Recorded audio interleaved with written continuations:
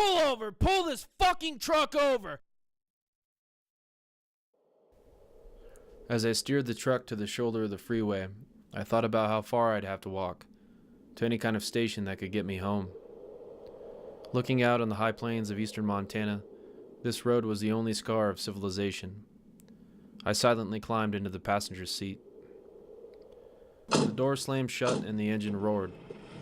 My father sat in the back seat, waiting for round 2 to begin. I wasn't interested in earning the inheritance of his legacy.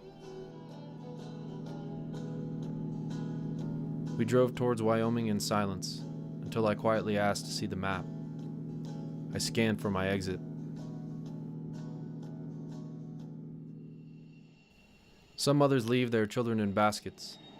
Ours left us on an airplane with little wings pinned to our chests. It was my gold star, earned by learning to read departure boards in airports. Our parents engaged in scorched earth divorce, culminating with long-distance visitations. Takeoffs and promises are bittersweet. They have always ended in letdowns. My brother has had a bad taste in his mouth since he was silenced. We wanted to live with Mom, and we made it known. Immediately thereafter, our summer migrations were halted by a frightened father. My brother plucked his wings and bought into the role of a fortunate son. I strapped my wings to my feet, the treads of a runaway.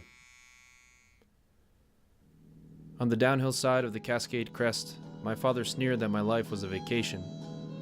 I let it go, like I always do. For years, our only contact was through the postcards I sent when I was feeling sentimental. This transcontinental trip was a postcard fading fast, losing itself in the mail, somewhere between Seattle and New York.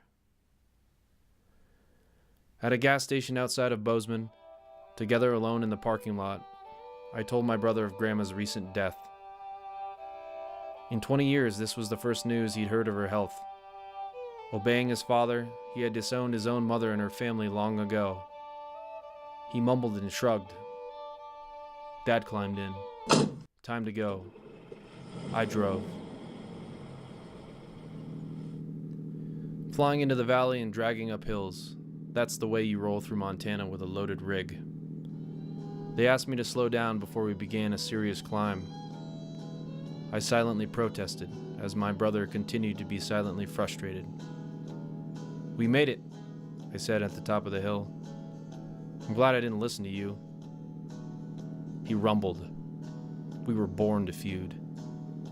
I became the diplomat, and my brother became a sergeant.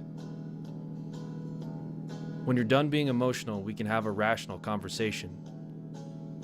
I'd been waiting my whole life to calmly say that to him. My brother and my father use their emotions to silence people.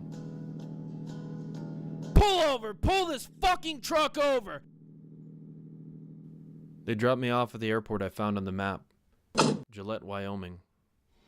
The low-flying plane coming in for a landing validated the signs. As I threw my bags over my shoulder, my brother was silently stoic. My dad was sobbing as usual. My walk to the ticket counter felt like the start of a much-needed vacation. I called my mom and told her I was headed home. These days, I don't buy postcards anymore. I take photographs instead.